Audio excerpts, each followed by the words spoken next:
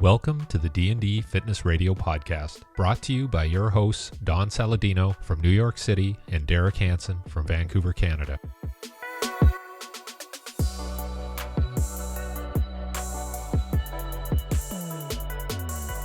Hey, hey.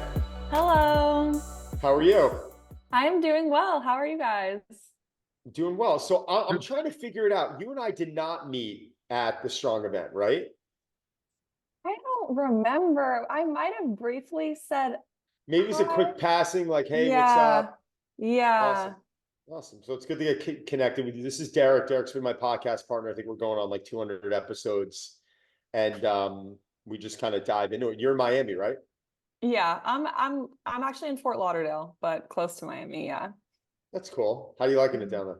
I love it. I love Florida. I'm not a cold person. I don't like the cold, so Yeah, you wouldn't like it up here. I'm in New York. yeah. Derek's in Vancouver, so we're in like split ends over here. Yeah, I was born and lived like the first 11 years of my life in Albany.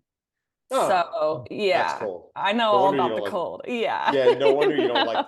No wonder you don't like the cold. So listen, thanks for coming on. And I think the purpose of today is we just want to kind of showcase what you're doing, tied into our communities a little bit.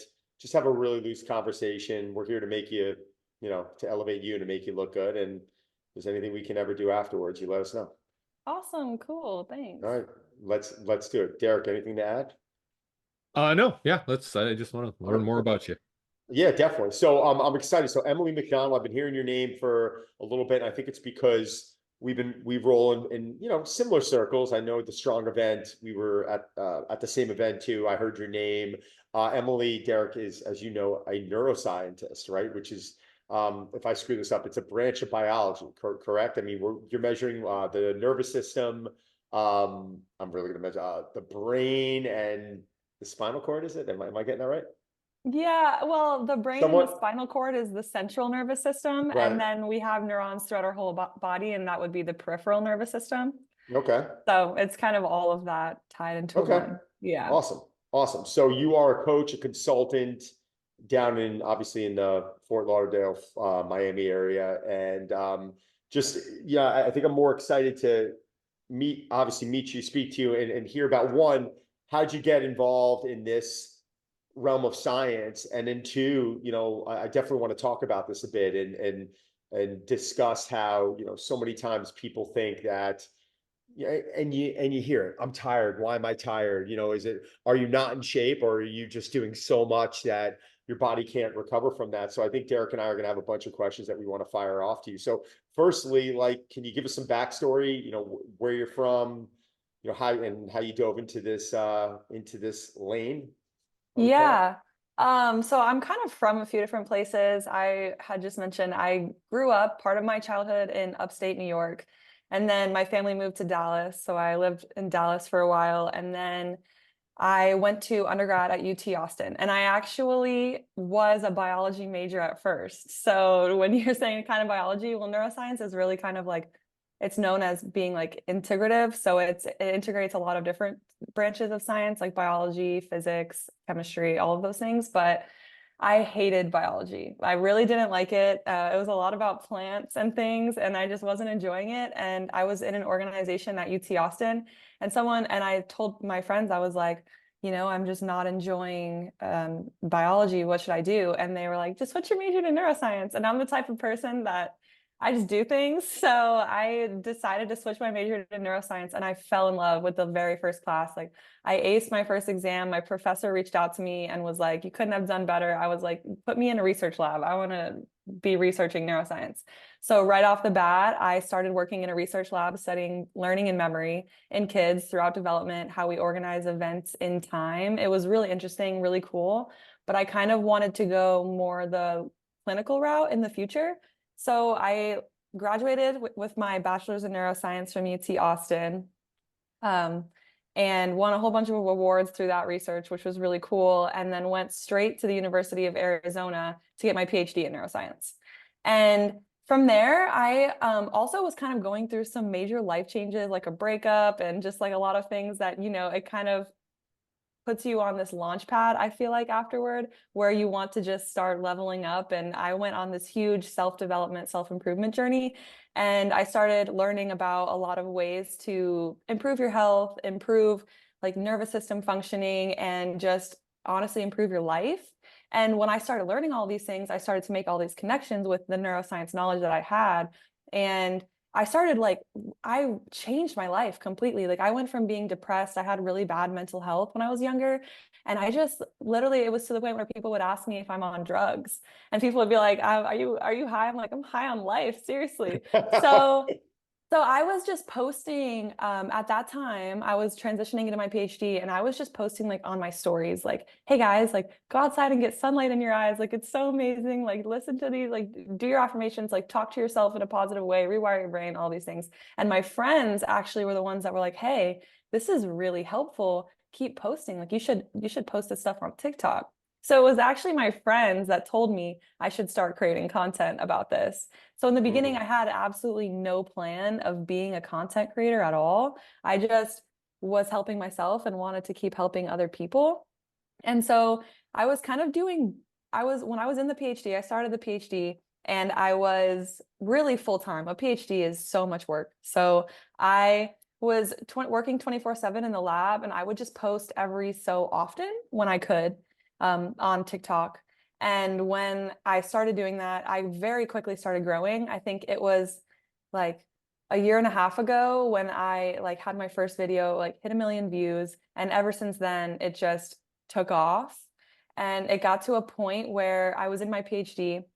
I finished all of my courses in the PhD, and I was having all of these opportunities outside of school that I was really starting to resent that I was having to pass up because of school. And there were some other things as well, like academia is not really honestly a place for the best mental health a lot of times. And so I decided I was in a place where I could get my master's. I took 2 exit exams, like the same exams you take to become a PhD candidate. I took those. And then from there, I was able to get my master's. So I just graduated in May this past, like, so I guess it was 6 months ago. And I graduated so I could go full time. So I went full time content creation, and I was already mentoring people before. And so I turned that into a coaching business because I love helping people, mentoring people, coaching them. So I turned that into a coaching business. And then also just different companies were already reaching out to me like, hey, like hypnotherapists and things, like, can we get your neuroscience perspective on this? So I do that as well. And honestly, I think it was a couple weeks after I graduated, I posted a video, and it ended up getting like 13 million views, close to 13 million views on TikTok. And then they had me in the New York Post, and they had me in all of these different news channels. And ever since then, which for me, it was just like a sign, like, yeah, I made the right decision. And ever since then, it's just been a whirlwind. It's been the craziest past 6 months, but it's been absolutely amazing. And the growth I've seen is it's so amazing. So I'm just really excited to be doing what I'm doing now and keep growing with it. Okay. So the question I have right away is, will you go back to do a PhD? Is that something that still kind of drives you?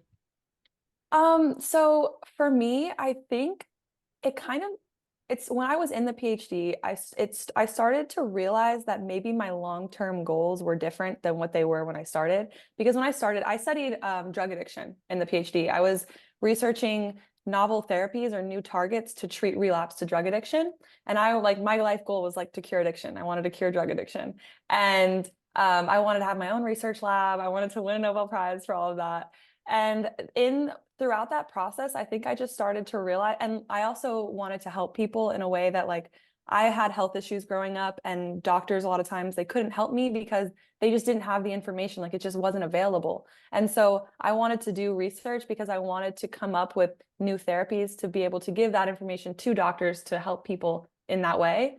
And I think that when I was in the PhD, I just started to realize that maybe this isn't the route that I want to go by helping people. So when I started to see like my content and people DMing me and commenting like, this is really helping me, this is change, like you changed my life and things like that, I just started to realize like this is more fulfilling to me. And so when I was trying to make the decision, it was a tough decision to leave the PhD. When I was trying to make the decision, someone asked me, and it's just like, think of your long-term goals and like, what do you need to get there. And my goals had kind of changed toward the end when I was there, like around this time last year, where I just was honestly just trying to finish the PhD just for the credentials of it and then just do what I'm doing right now. Like my plan was literally to do what I'm doing right now. I have some like other plans for more physical products that I'm really excited about. And I just realized like the PhD isn't really necessary to do what I want to do. And it's always there if I want to go back. And I think that's kind of what was made my decision easier, was that school will always be there if I choose to go back. And I already finished all the PhD level courses. So it would be kind of more of a smooth sailing if I were to go back. But as of right now, I have absolutely no desire to go back to school. Like I'm so happy with my choice. Like I have not looked back since, honestly. You know, it's amazing because throughout the process of work and life, and I'm a lot older than you, things are going to change. They're going to evolve, right? And 20 years ago, you wouldn't have been able to do what you're doing now in the sense of reaching this many people. And it actually frustrates me sometimes because people will look at someone who's creating content. It's like you're a source, you're a scientist, you're a source. It's like where in the past you would go to a Barnes and Noble and you would buy a book on neuroscience. Now people can consistently get educated by someone like you, or they can get coached by someone like Derek or I, whether it's sprinting or business or fitness, whatever it is. So your reach is so much more now. And that's the coolest thing about all this, is that like you've taken content creation and you've made it into something incredibly positive, incredibly useful, right? It's so many people aren't thinking of neuroscience as like, oh, well, maybe, you know, maybe it's just my nervous. Why is it? Why is it? I've been doing this program for weeks and I was feeling great. Then suddenly, like, I feel terrible. Like the program didn't change, but then you're like, oh, well, maybe something in your lifestyle changed. Can you dive into that a bit? Because that to me is like almost the bare bones. That's like phase one, explaining to people on how this might, you know, this is something that we all deal with. This isn't a choice. It's not like, well, your nervous system, I don't need to worry about my nervous system. Like, of course you do. Like this is something that we all have and we all have to deal with. And the example I like to give is you can be eating a certain way, training a certain way, living a certain way, 3 nights of bad sleep goes by, or you find out your child's sick, or your parent suddenly is struggling with something, and your whole world gets flipped. It's like what was so, it was so great for you in one moment, it can become maybe the worst approach for you to take. Can you dive into that a bit? Yeah, I think that's actually probably one of the reasons why I love neuroscience so much, is just because everyone has a brain and it's applicable to everyone in every situation. The nervous system and the power of our minds, like we just are so powerful in our brains and our nervous systems, but it really is like it can be our best friend and it can also be our worst enemy. And understanding how our nervous system works and just having the knowledge of it makes us so powerful. Because yeah, say there's a day where I'm not feeling the best, or I'm feeling tired. Well, I can think like, okay, like what are my first 3 thoughts? Like, did I get adequate sleep? And just because I slept a certain amount of hours does not mean that I actually got quality sleep. And so it's like, did I get enough REM? Did I get enough of the slow wave sleep? Those 2 things are really important, things that nobody thinks about. But just because we're sleeping doesn't mean that we're actually getting the sleep that we need. And then like just another like example of how it ties into our life, like the food that we're eating and the gut, and how most of our serotonin is made in the gut, and serotonin is what's responsible for regulating our moods and emotions. Like, I see people that struggle really badly with anxiety, and they have tried all the medications that they've been prescribed so many different things, and they're like, nothing's helping. I'm like, okay, well, what's your diet like? And I'm like, yeah, I eat a whole bunch of fried food and I drink all the time. And I'm just like, okay, well then, you can't, like medications to help regulate your serotonin aren't going to help you if you're not producing serotonin in your gut. So we need to start there. And I think it's just like little things like that, and how it's really all connected. And then just being able to regulate our nervous system, like through things like meditation and having control over our limbic system, which are the areas of the brain that are responsible for our moods and emotions and fear and our negative reactions and things that can just trigger us throughout the day. Like you were just explaining, like how one moment we can just flip, doing things that exercise the prefrontal cortex and executive control, it can help us be able to navigate through life in a way that we can stay more centered. And when you have that ability, it's a superpower. And that's why I always tell people, like, meditation gives you superpowers, and just mindfulness activities in general, doing things that are difficult, strengthening certain areas of the brain so that whenever things do happen, because that's life, like change happens, things happen that we can't plan for, that maybe we didn't even want to happen, or horrible things can happen to us. But if we have the toolkit, and we have the understanding of how our nervous system works, it allows us to be able to at least self-regulate and know. Because I think that a lot of times, like, just not even being aware of what's wrong, and it creates a sort of fear, and then we're like, oh, and that perpetuates the negative symptoms, right? But for me, like, if I'm having a low day, I'm like, hey, I remember that research paper where it's like actually good to be sad, and you should feel these feelings right now because it's going to be really good for you later. Just knowing that, like, and then thinking about that, it helps me. And I'm like, okay, yeah, I'm just going to be sad for a little bit and just enjoy it and just be this emotion for a little bit and be in it. So just literally having the knowledge of how the nervous system works and how the brain works, it completely changed my life. How does that awareness feed into, and I know we all kind of rely on social media to get our message out, but if you understand from a neurotransmitter level, or, dopamine, or whatever you want to call it, and how social media can impact people negatively, how do you balance that off, that double-edged sword of like getting your message out, but also warning people about maybe some of the bad things that can happen by over relying on social media for your information, or just watching it all the time? Yeah. So I actually have a video where I straight up, I'm like, don't scroll on social media. I think it's kind of funny because it's counterintuitive. Like, I want people to be watching my videos, but at the same time, like, I don't scroll on social media, like, really rarely. Um, and so for me, that's been something that's improved my mental health so much. And so I am not quiet about that on social media. Like, I tell people, in a lot of my content, like morning routine and nighttime, I'm like, do not go on your phone within the first at least 30 minutes after waking up. Just don't do it. And then I explain the science behind why you shouldn't. And then people are usually like, this is the first video that popped up on my timeline when I opened my phone, closing social media now. And I'm like, yes, that was the goal. Thank God. But then another thing is I talk about like how social media is addictive, and how it perpetuates a stimulus response behavior. And I studied addiction. So for me, it's just like textbook. Stimulus response behavior is just whenever we're reaching for something and we're not even thinking of it. That's what social media does to us a lot of the time. And so it hacks our dopamine system. It hacks our reward system. But then also, like you said, the information purpose. I always try to touch on awareness and thinking for yourself. I think, like, for me, I love to consume science content. Like, my feed is pretty much science, wellness, health related things. But if I'm ever wanting to talk about a topic, or I think a topic is interesting that I see or I haven't heard of it, my first instinct is to go to like Google Scholar or PubMed and read research papers about it. Because I know that there are so many different sides to the same story. There's always a ton of different sides. And in science, it's kind of funny because what I realized in the PhD, and what they kind of like nail into our brains as well, is that there is so much debate, even between scientists. Like, there are so many things that are not agreed upon.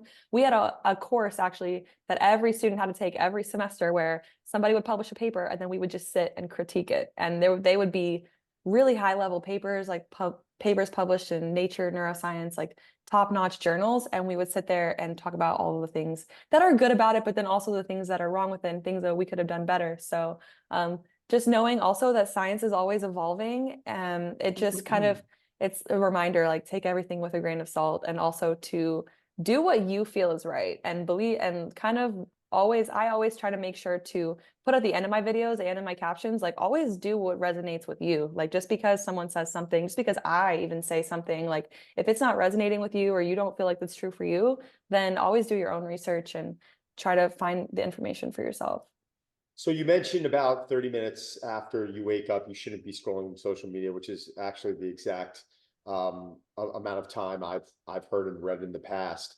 One, why is that? And I know the answer, but I'd like you to explain to your to our listeners. And then two, is there anything in reference to social media hygiene that you could, and I just made that, I don't even know if that term exists or not, but in reference to, you know, if you are on social media because it is your work and is your business, is there a certain amount of time you should allow yourself a day? So like what you said, 30 minutes after, that's great. 15 minutes a day, 30 minutes a day. Is there a limit that you should be giving our listeners, or you give, you know, the people that follow you?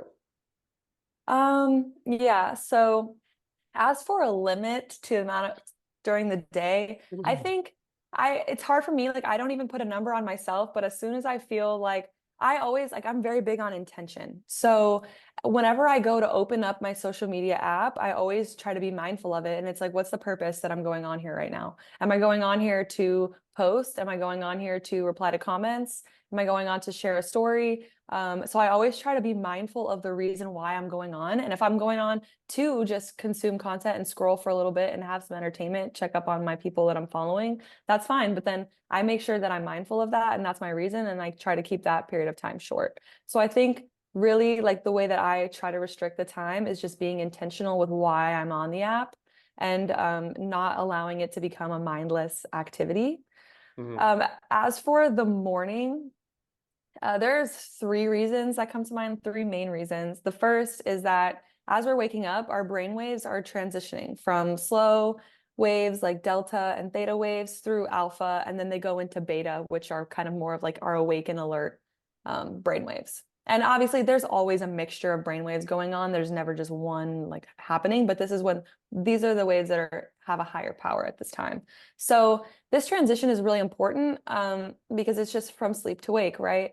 If you go on your phone as soon as you wake up in the morning, you're disrupting this transition and you go straight into beta, which primes you to, or I say into beta, but you kind of cut through a lot of that slow transition and you wake up the brain really quickly, which primes you to be more stressed throughout the day and more anxious throughout the day. And then another reason is that neuroplasticity is actually thought to be higher when theta waves are increased. And neuroplasticity is just the brain's ability to learn and adapt. And basically, neurons, we're always like our brains are changing all the time, as long as we're using intentional effort. But especially when theta activity is high, we have an increased ability to learn. And so it's kind of thought that when you go and consume whatever you're consuming, especially if it's as soon as you wake up in the morning, that's going to have a greater impact on your mindset and your mood for the rest of the day. So it's really important to be intentional with what you're putting into your mind as soon as you wake up in the morning. And then the third reason is dopamine. So we kind of have we always have a baseline level of dopamine firing at all times. And if you go on your phone, as soon as you wake up in the morning, you are causing a huge spike in dopamine. Like you are just driving your dopamine really high as soon as you wake up in the morning because social media gives us dopamine. And so what that does is it actually decreases our baseline for the rest of the day. So one, like our baseline levels of dopamine. So as soon as you increase your dopamine from social media, as soon as you wake up in the morning, now for the rest of the day, you're going to be seeking that dopamine high. So you're going to keep wanting to check your phone so that you keep getting those dopamine spikes because you primed your brain for it as soon as you woke up in the morning. And also, you're just going to have a decreased dopamine baseline throughout the rest of the day, which also is going to drive you to seek. It's going to cause you to be more distracted and just seek other things that boost dopamine rather than being more focused and zoned in for your day. Love it. Love it. Dave? Yeah, and then my question would be like, what is the impact if we talk about early mornings and getting some positive effects? What are the impacts of exercise that you found on the brain's function? And maybe we do an early morning workout. How is that much more positive? Yeah, I always work out in the morning. That's like my favorite time to work out. One, because when we wake up, actually, we have adenosine in our system, which makes us tired. And exercise helps clear that out if we work out as soon as we wake up in the morning. So it actually, and then it also increases dopamine, it increases norepinephrine, and it increases endocannabinoids. And endocannabinoids are one of my favorite things to talk about because a lot of people don't know what they are. But it sounds like cannabis because it binds to the same receptors in our body as cannabis. And they were actually discovered after cannabis was a thing. So that's why it's named endocannabinoids, because endo like meaning inside, and then cannabinoids. So like cannabinoids made from our bodies. And so they bind that receptor and we literally get a natural high from working out. And that's kind of like a lot of times people talk about like endorphins and those are a thing as well, but really it's the endocannabinoid system that really drives that natural high that we get from exercise. And so that just primes us to have a great mood for the rest of the day, but also the dopamine and norepinephrine we get from exercise, especially higher intensity exercise, that will help us have better focus and more energy throughout the rest of the day as well. Now that you brought, I mean, I wasn't even going to bring this up, and it's not even part of my questions, but you mentioned cannabis, right? And the effects of, some people utilize very, small dosages for sleep. I know there's not a ton of research out yet, and nothing's really concrete. And I've spoken to many functional medicine doctors that some are for it in very small dosages, and some are completely against it. It's never really been my thing.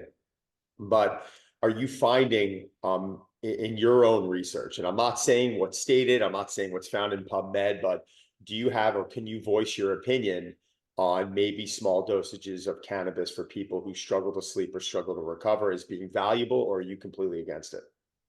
I wouldn't say I'm completely against it just because I always try to keep an open mind when it comes to science because you never know what's going Mhm. to come out. And also, everyone is different. So I think it definitely depends on the person. But I can imagine that, well, from like my own research, I can imagine that there are people that are like aren't producing the level of endocannabinoids that other people are, and maybe low dose. Like I was kind of just brought onto the scene of microdosing THC. I actually hadn't heard of it until Mhm. kind of recently. So I've just been diving into the research recently, and it can be very beneficial for people, especially like you mentioned for sleep, and mood as well. And obviously, like there are other benefits like appetite for people that are having other mental health issues and things. Mhm. So I think that it can be helpful for some people, but then also it can be harmful for some people. And I think the emphasis is low dose because at higher doses, then you start to see like differences in brain matter volume and things like that and brain scans. So like long-term heavy use of cannabis, just like I can't say that's good for the brain. Like it's not, but there are like health benefits to it as well, and is a lot of research on the effects and the benefits of it for people, especially like chemotherapy for people that are going through cancer and all of that. So there are benefits to it, and there are ways to use it therapeutically. So Great answer. Thanks. Lee? I'm going to continue on the letter C. What about caffeine, coffee, and its effects? Because that's obviously a big thing in society now is, oh, I got to have my coffee and oh, that it affects my sleep. But I think there's some positive things about coffee out there. But what have your experience have been looking through the research and just your own anecdotal experience? yeah. Um, I love when people say caffeine's not good for you because there's plenty of science to show that it's a cognitive enhancer. It speeds up people's reaction times. The catch-22 is just like at the right dose because there's a very obvious curve to where as soon as you have too much caffeine, it's very harmful. And I'm sure we've all experienced that where we have too much caffeine and we're not okay. And so personally, like I was diagnosed with ADHD when I was young. So caffeine honestly always made me tired. Like I would like if I would drink a cup of coffee, I'd fall straight to sleep. And so I just kind of like I love coffee, so I would drink it, but it was never really for like energy purposes until I found matcha and green tea and cacao on accident. And I realized that they actually gave me a lot more energy than coffee would. And so when I started doing research, I actually found and discovered that there is a lot of research and studies showing that the combination of L-theanine and caffeine together L-theanine boosts alpha waves in the brain, and alpha is known for kind of being in a sense of flow and Mhm. throughout the day. So but there's a lot of research showing that, especially in people with ADHD, the combination of L-theanine and caffeine, it boosts focus, sustained attention, and motivation. And so discovered that on accident, but I feel so amazing when I drink green tea or matcha versus coffee. So now I actually have L-theanine powder. And if I want to have coffee, because I really do enjoy coffee, I love it, I'll just add a little L-theanine to my coffee. And the difference is crazy. I find that it takes away the jitters as well. So if you ever feel jittery from caffeine, just put a little L-theanine in there and it makes a world of difference. And that's like something I love talking about on social media as well, just because it's something that like isn't really discussed a lot, but everyone in my comments is always like, I'm trying it and it's completely changed my life. Like it's the best I thing. respond exactly how you respond to coffee. It's so funny. I've only used coffee more as like a performance enhancer. It's something that I have a rule. I'll use it always before workout, never after workout. It's probably something I'm consuming at 7, 8 in the morning, right? And if I have even a little bit of it, I don't feel as well as I would if I was drinking, say, green tea or anything else. So Hmm. the L-theanine, I actually never heard of in coffee. I've actually heard as it being somewhat of a some people are using it as almost a sleep aid. That I'm hearing that they're mixing it more with like magnesium Yep. biglycinate or Hmm. I can never say inositol or glycine or L-theanine. I'm hearing people throw that in there, but I'm also mushroom powder was the one Yeah. thing that I was able to throw into my coffee. And for some reason, if I use like a high quality lion's mane or like a cordyceps or something like that, that's mixed into my coffee, for some reason that kind of takes that edge off and it doesn't allow me. That caffeine would make me actually crash in the afternoon. Yep. And if I Hmm. had green tea, I wouldn't have that crash. It's almost ironic, even if it's the same in caffeine. Yeah. So L-theanine is also known, well, alpha waves are kind of that, like when I was mentioning earlier, that transition from waking, and the same thing happens at night. So as we're falling asleep, alpha waves are flow state when we're awake, but also a sense of calm as we're falling asleep. And so I actually have like a magnesium L-theanine powder that sometimes I'll drink at night, and it is for sleep, but it just works wonders in caffeine to I'll take the try it. jitters No, away. I'm gonna Yeah. try it. I love it. Yeah. So that's kind of the reason. So I discovered that on accident, but that's the reason why matcha and green tea, like they just work so much better for me personally. And then cacao I'm like the biggest fan of cacao ever. I'll actually put cacao in my matcha sometimes. Yeah. And that's like cacao, not cocoa. People are always like asking me, but there's a big difference. Cacao is straight from the plant. It's not processed. There's no sugar. It's not sweetened. It's raw, pure raw cacao powder. And it has it increases serotonin, and it has a low amount of caffeine per serving, probably like 30 milligrams, Yeah, 20 about to say milligrams. 25, 30. Yeah, 20 milligrams. Yeah. Yeah. But it also has something called theobromine in it. And theobromine is incredible. It's really, well, cacao has a lot of beneficial effects on the heart and blood circulation and all that. But one of the reasons why is because theobromine actually dilates our blood vessels and it increases blood flow to the brain. So you get this like natural sense of energy just because you are actually getting more oxygen to your brain.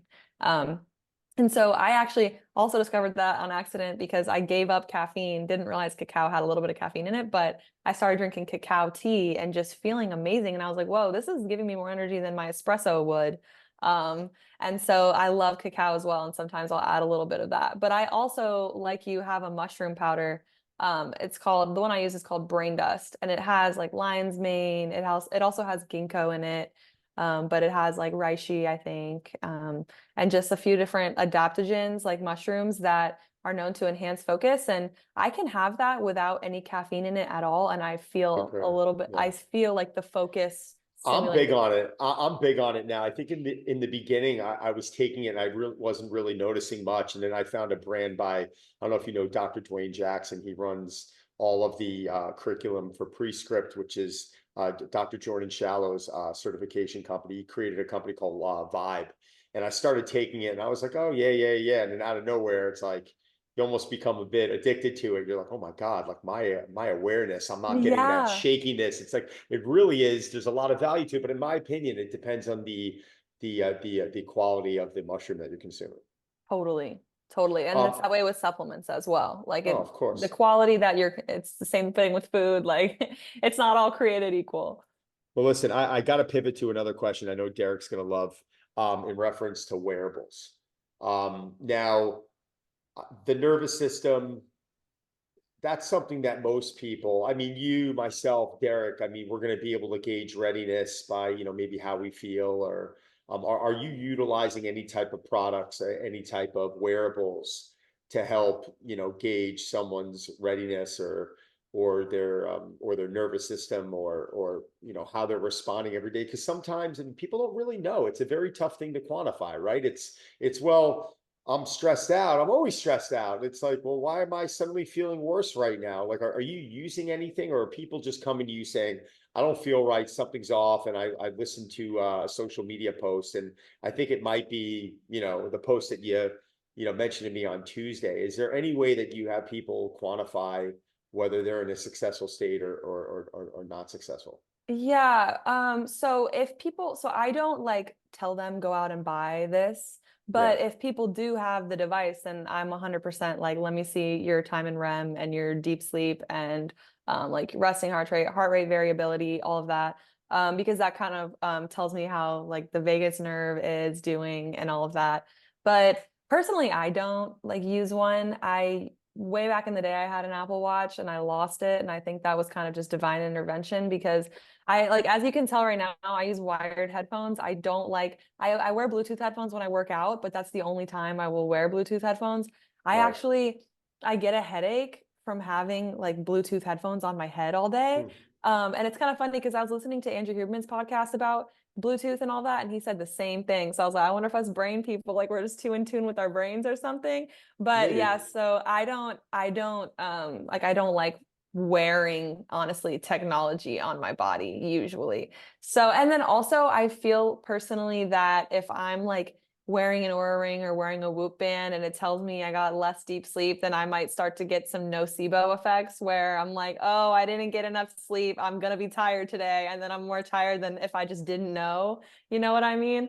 So personally, I would rather just kind of do what I feel is best, but also I think I have the knowledge to where like if I'm feeling a certain way, then I'm like, oh, I didn't take my magnesium. Let me take my magnesium tonight before I sleep, and that'll help. Well, that's you, but how do you give advice to someone out there who's, because a lot of people aren't aware of this. Let's Right. face it. Yeah, it's like, what are some of the signs that you would tell them that it may not be your fitness, it may, or it might, or it may not be your nutrition, or it might, or there might be a deeper problem here. Yeah, so usually my first coaching call with a client is going through their entire day and routine and what they eat and even like mindset. Like just I want to know like who are the people you surround yourself with? Like how are you talking to yourself? How are you talking to others? What is your job? What do you do? Do you enjoy that job? Like what are you eating? And then how are you sleeping? What are you eat? Are you eating before you sleep? Are you drinking water before you sleep? What supplements are you taking? Have you had your blood tested before? Because I work with Inside Tracker as well. And Yep. so that's super helpful for me personally, like that having that information, like that I can tell you so easily and they can tell you so easily. Like let's start with this supplement or let's start with this. But usually for me, I just ask pretty much everything about the person's life that I can possibly get. And then from there, it's pretty easy for me to be able to pinpoint at least like a top three things that we can target first because I never want to, or like one or two even, because starting with too many things, a lot of people, like you say, they just, when it's all up in the air, you got to pick one thing to start with to kind of anchor us. And so usually for me, that's the first thing I help people with is establishing some sort of routine, at least a night, like a morning and a nighttime routine. And it can be literally like 5 or 10 minutes. It doesn't have to be like a whole extra thing. And then prioritizing like how the sleep we're getting, because sleep is one of the most important things for the brain. And if we're not getting good sleep, then we can't do the work that we need to do. Awesome, Dave. Have you been doing some research into the was it the semi-glutide, Ozempic type drugs and the impact on not just obesity, but also addiction? That's what I've been hearing about is that it can help people with addiction. And I don't know a lot about it and how it affects the brain, but I'm wondering if you've done any sort of research into that. I haven't looked into the research for addiction. I know how it works kind of for obesity, but that would be interesting to look into actually. I would imagine like I know how it works like with the glucose and insulin. And so I can totally see it helping people with food addiction, of course.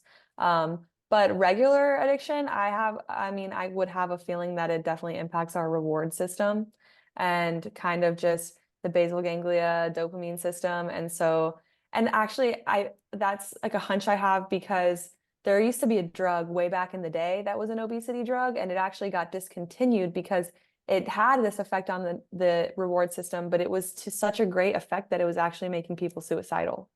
And so it got taken off the market. And that was kind of like, that was my biggest concern with like Ozempic and all these things coming out. Like when people talking about them, and I have a friend that told me her sister's taking it and or doing the shot or whatever.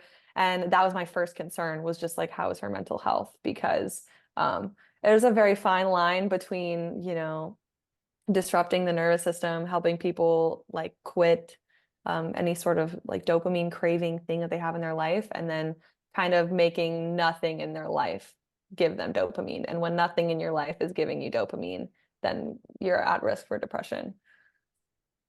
Huh. Can you let all of our listeners know, like, what are your services that you offer? Because I think this is going to be very intriguing to a lot of people. And I think they're going to want to, you know, now they don't have to go to a doctor's office anymore, right? Like this is stuff that you can do virtually. Can you just give us a little background on it? Yeah. So if you want to do coaching with me, I have a website. It's monthebrain.com, and I have kind of my main pillars outlined there and everything that I like to touch on in a coaching. In coaching, I'll do programs, but then I also I have a lot of people that just want to do one call and then they just want to kind of get their feet wet, and then we'll catch up in a few weeks or in a month and we'll talk about some more things. And so it's kind of totally up to the individual how they want to move forward with that. And you can go to my website, like I just said, or my link in bio. If you follow me on social media, I'm on the brain. My link in bio has kind of some quick links to signing up for it as well. So there's just a little I form that you love fill out about yourself, it. I and love we it. can get flowing through there. Yeah. I love it. I love it. I mean, I think this is obviously one of the most overlooked areas, I think, of just wellness in general, right? Everyone thinks these things get solved with a supplement or an exercise routine. And I'm like, oh my God, like it's so far beyond that. Mm-hmm. Thank you so much for coming on. If there's anything we can do, we'll let you know when this goes live. We're going to direct people to your site. We're going to direct them to your social media handles. I'm in New York. Derek's in Vancouver. If you're ever up in New York, love you to come check out the facility, get a workout if you'd like. If there's anything you need, you let me know. But I really appreciate it, and looking forward to meeting you in person. Yeah. Thank you guys so much for having me on. This was awesome. No, it's a lot of fun. Take care, Emily. Thanks, Thank Yeah. Steve.